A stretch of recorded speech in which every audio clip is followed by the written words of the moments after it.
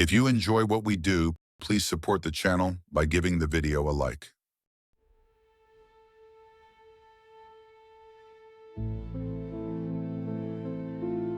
Quiet down back there, I yelled whilst driving down an all too familiar road. My best friend and his girlfriend wouldn't stop laughing loudly with each other, much like young couples do. I almost regretted bringing them, but I really didn't want to go alone, and inviting one of those two lovebirds meant inviting the pair. They were a package deal. Lucky for me, the torturous sound of laughter would soon cease as we were approaching our destination. "We're here," I stated, less to point out our arrival and more to shut the two of them up. I just wanted some peace and quiet so I could think clearly. I wasn't exactly mentally prepared for what needed to be done.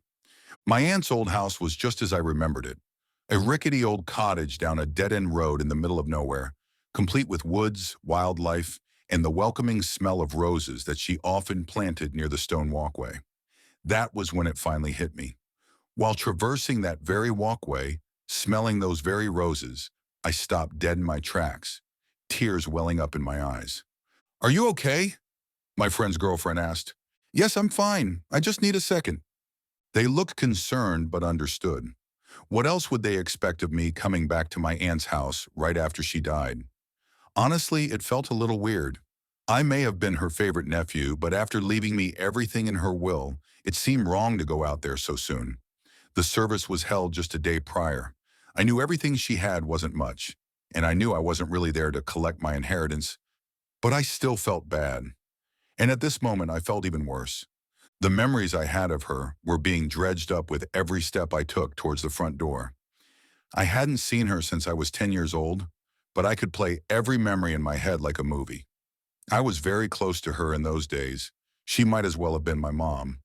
My actual mother cared for me, but she wasn't loving in the way that my aunt was. I remember visiting her after school and being greeted with some cliché milk and cookies. Instead of watching television like a normal kid, she didn't own one, I would listen to my aunt play the piano for hours on end. We would sometimes go bird watching or work in the garden, things that I have not done or even thought of doing since. These are some of my most treasured memories, and just like treasure, I kept them locked up and hidden away for many years, until now. As I approached the door to the cottage, I stopped in my tracks once more. "Seriously, are you okay?" my friend asked this time, seeming very concerned. He had never seen me like this before. "I'm fine. Why don't you two take that hike you were talking about? I'll go on in and take a look around. You guys can meet me back at the car later." "If you say so." The two of them took off down a trail in the woods, and I was left standing there, looking at the house that I'd not seen in many years. The feeling that overcame me was so strange. It's hard to put into words. It was more than grief, greater than sadness. I guess the best way to say it is that I missed her. It's funny. If she could see me now, she probably wouldn't recognize me. I'm tall, bearded, and wear glasses. Almost the polar opposite of my appearance as a child. Thinking of this just made me sadder. She would never get to see the man I had become. With one last sigh of emotion, I marched on and reached for the handle on the front door. My aunt didn't have locks on her doors or windows. The house was constructed so long ago that it wasn't even built with them. She could have had some installed, but she didn't feel she needed them out in the middle of nowhere. She brought it up one of the first times I stayed there, saying, "Trust the world and it will set you free." When I was a kid, hearing her say this made me feel safe somehow. Being fully grown and recalling this statement now, I find it very peculiar. But then again, that was my aunt for you. Unpretentious and oblivious to the rest of the world around her. Honestly, I miss that part of her the most. All of these memories came back to me piece by piece as I pulled the door open. The bittersweet release I felt was interrupted when I saw the inside of the cottage. Everything, and I mean everything, was exactly in its place. It was like I was a kid again, coming over after school to enjoy my aunt's company. My memories were projected right in front of me like a nostalgic outburst of energy. I could see my aunt sitting at the piano, playing as she often would. I could see me, sitting there, eating some homemade cookies, listening intently to the music. I could see her again, cooking dinner in the kitchen as I sat on the couch, reading one of her old books. I walked past these living recollections and went upstairs to see more. I stopped quickly when I reached the top of the staircase. I realized that it only led to the attic. I had no interest in it, remembering that my aunt used it for storage, so I traveled back downstairs. I didn't know what I was looking for exactly. Maybe just a little peace of mind to put my heart at ease. Maybe just something that would let me know without a doubt that my aunt passed away peacefully. In truth, I felt an immense amount of guilt being in that house again. Almost too much to bear. When I was just shy of 11 years old, my parents moved out of state. This is when I stopped seeing my aunt. We kind of lost touch, especially seeing as she didn't have any real means of communication out there. No phone, no computer. She didn't even have a mailbox. And the nearest post office was over 20 miles away. Being older now, I could have easily paid her a visit, and I am sure she would have loved to have seen me. I guess I just thought she would always be there. Unfortunately, she had a heart attack, and with no hospital or neighbors for miles, death came knocking on her unlocked door in a hasty fashion. At the very least, this visit had put the fleeting quality of life into perspective for me. At this point, I figured it was the only thing that I would end up taking away from the place. As I made my way down the stairs and back into the living room, I noticed something. I was in such a hurry to escape my corporeal memories that I didn't notice it before. It was the desk where my aunt would sit and write for hours at a time. She said that it helped her experience the world outside of her cottage by writing about how she imagined and wanted it to be. The more I remembered my aunt, the more I could see how isolated and somewhat unstable she really was. She was odd, but I loved her just the same even now. What I hadn't noticed upon entering the house was that the desk drawer was open. I looked inside and found a single sheet of paper with my aunt's handwriting on it. This is what it said. To my dearest nephew, if you are reading this, then the cold tides of death have swept me away once and for all. I know that we've not seen each other since you were a child, but I hope you still think fondly back on our time together. I was happy to look after you, and I know that you were happy to spend time with me. I don't want you to be sad or feel off-put about my death in any way. This is how it is, and in turn how it was meant to be. I will always hold you dear in my heart, and I hope you'll do the same for me. I want you to live freely despite this, and enjoy each and every moment of your life, just as I did mine. I will see you again someday, and I look forward to it. Trust the world, and it will set you free. I shed a single tear reading this passage, knowing that my aunt wanted me to find peace in this old house. The very closure I was looking for was in her desk the whole time. The elation I felt almost distracted me from the postscript at the bottom of the page. P.S. Don't go in the basement. How peculiar. What was down there? Was my aunt hiding something? If so, what was it? Curious as ever, I walked over to the basement door with the letter in hand, knowing that the answers were down there.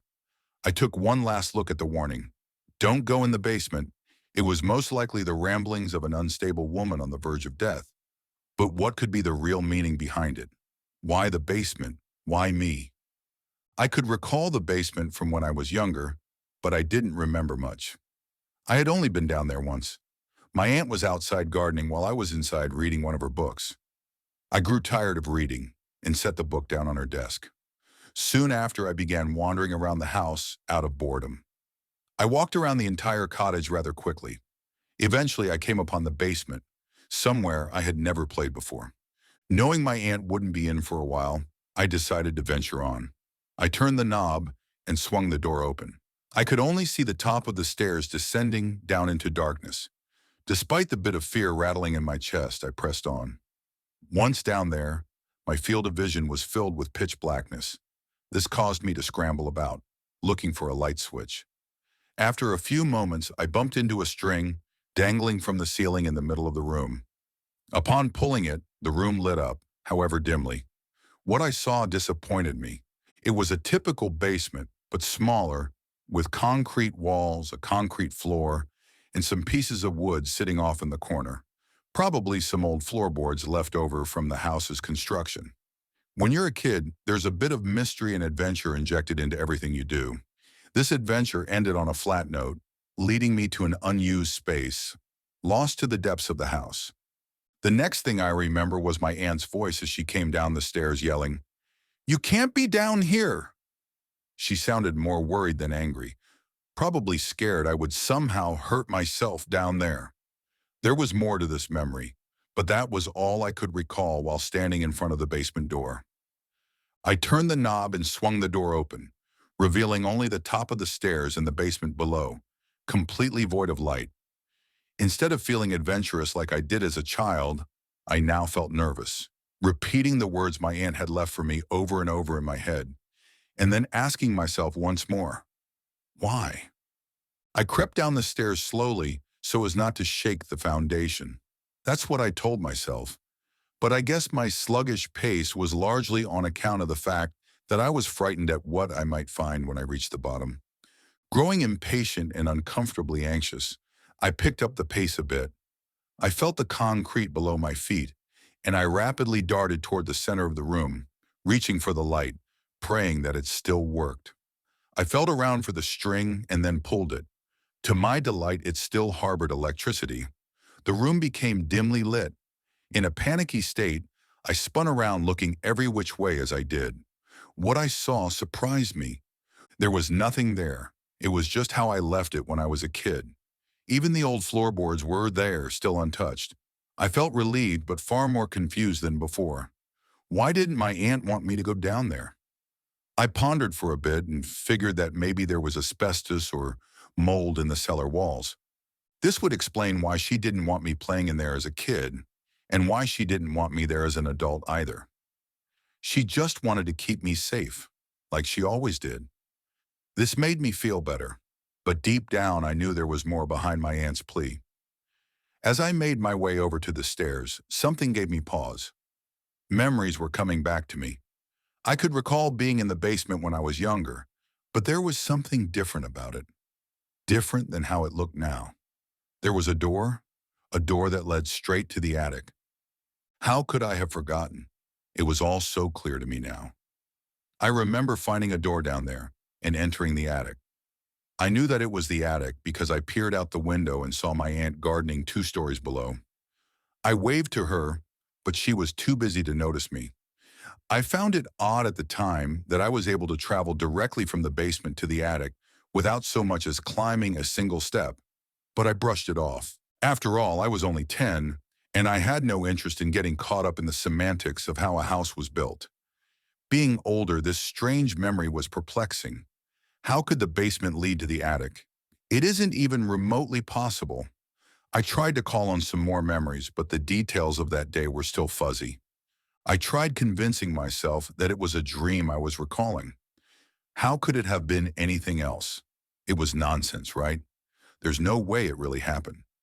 Somewhat comfortable with this hypothesis, I continued to the stairs, but not before giving the basement another once-over. What I saw eliminated all doubt from my mind. There, in the middle of the far left wall of the basement, was the door from my memory. I squinted and rubbed my eyes, keeping them closed for a good few seconds before opening them again. When I did, the door was still there, as tangible and existent as ever. This couldn't be. It just couldn't.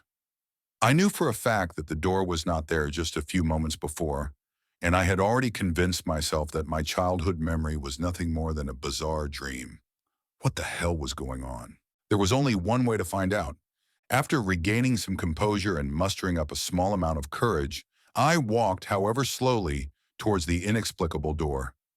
My unhurried movements mirrored my hesitant exterior, allowing me to stall for a moment while I gathered some nerve to actually open the damn thing. Despite my slothful motion, I covered the gap in a few seconds, a testament to the basement's small size. The moment of truth was upon me. I took a deep breath, turned the knob, and pushed the door open. This was it. I would finally get to the bottom of my aunt's plea and my own odd memories. The door creaked and revealed the room behind it. Lo and behold, it was none other than the attic, just as I remembered it, window and all. But how? The sunlight came through the window and danced across the room brilliantly, leaving me awestruck. I walked forward to look outside, to make sure that this was indeed the attic and that I hadn't gone completely crazy. After peering out the window, That verdict was still up in the air.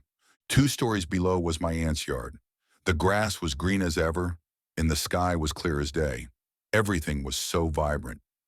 I looked over at my aunt's garden, and to my surprise, there was a person there. It was a woman, and she was gardening. Who was that? And why was she in my aunt's garden? She turned around, revealing her face, and to my surprise, it was my aunt. What? How? My aunt was dead. I watched as she was lowered into the earth.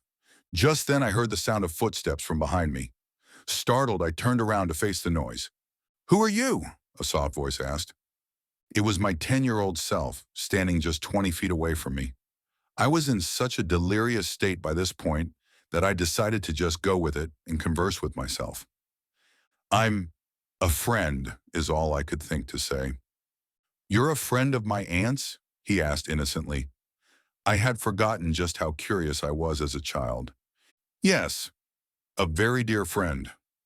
My younger self walked over to look out the window where I was standing. I stepped aside and let him do so. He saw our aunt outside gardening below and waved at her. She didn't notice. "Do you have an aunt?" he asked. "Yes, but she passed away," I said. "I'm sorry to hear that." Just then, an epiphany struck. Maybe this was the reason I was here. Maybe this was the closure I needed all along. "Listen to me. I know it's hard for you to understand right now, but someday your aunt will pass away too. I want you to spend as much time as possible with her and visit whenever you can. You mean the world to her, and you will regret it if you don't make an effort to be with her now, while you still can." "Okay," is all he said. That's all he needed to say. After walking around and looking at some of the old stuff in the attic, including some old books that caught his eye, my younger self left the attic to venture back to the basement and shut the door behind him. I looked out the window and noticed that my aunt had finished gardening and was now walking back to the house. This was when my next epiphany struck. I was beginning to remember more of the events from that day. It was all coming back to me. I remembered me as I look now, standing in the attic, the friendly bearded man with glasses. I remembered the conversation we had and even discussing it with my aunt afterward. My astonishment was interrupted by more footsteps in the next room. This time, they were my aunt's. I ran over to the door and listened. "You can't be down here," she yelled in a worried tone. I wanted to open the door and confront her, just to see her one last time and to tell her that I'm sorry for never visiting. I reached for the knob, but I thought it best not to go out there. She would probably have thought that I was an intruder lurking around her house. As I said before, she wouldn't recognize me all grown up. My apology would have to go unspoken. I could hear her scolding the younger version of me and then bringing me back upstairs. Instead of listening to find out what happened next, I just remembered. I could recall telling my aunt about the attic door in the basement and the friendly bearded man. She told me that I had quite the imagination and told me to wash up for dinner. Looking back now, I remember a troubled glint in her eye, especially after divulging what the bearded man told me. She seemed to know more about my experience than she let on. I stood there for a while, taking everything in. Eventually, I decided it was time for me to leave. I grabbed the knob and jiggled it. It wouldn't budge. I turned it a little bit harder, but to no avail. A wave of terror consumed me. This didn't make any sense. The doors in my aunt's house had no locks. Then again, nothing made sense up until this point either. I backed up a little and ran into the door. It remained still. I did this a few more times and even tried breaking the window. Nothing happened. Feeling weary, I sat down and took a breather. This is when I heard a distant echo of footsteps and voices coming from within the house. It was my friend and his girlfriend. I had almost forgotten about them. I was saved. In a relieved stupor, I called out to them. It became quickly apparent that they could not hear me from wherever I was. I heard them walking around, calling out my name. I increased my volume and started banging on the door. "I'm in here, guys," I yelled, not knowing whether I was below or above them. They still couldn't hear me. I began to panic. I started screaming at the top of my lungs and banging as hard as I could on the attic door. I received no response. With a dead voice and pained hands, I gave up. I put my back against the wall and slid down to a sitting position, a few tears streaming down my face. I just sat there and listened as my friend and his girlfriend conversed from within the house. Where could he be? He said he would meet us at the car, right? If he's not in the house, then where the hell is he? My friend asked his girlfriend. Did you try the basement? She asked. Yes. There's nothing but some old floorboards down there. What about the attic? She asked. I tried there too. It's just filled with a bunch of old dusty antiques. We'll have to call the police and have them look for him too. He must have gotten lost in the woods looking for us. As they made their way out of the cottage, my heart sunk. If they'd already searched the basement and attic, then where was I? I quietly sobbed in the corner for a while before looking through some of my aunt's old things. It was all I could do at this point. I didn't care for any of it, save for one treasure of hers that caught my eye. It was a book with a blood-red symbol hand-painted on the front. I had never seen anything like it before. I opened it up and read the beginning aloud. The spells in this book are to be followed precisely. If even one step is not executed properly, you might endanger yourself and those around you. Use these spells at your own risk. The odd nature of the preface littered my nerves with a sense of worry.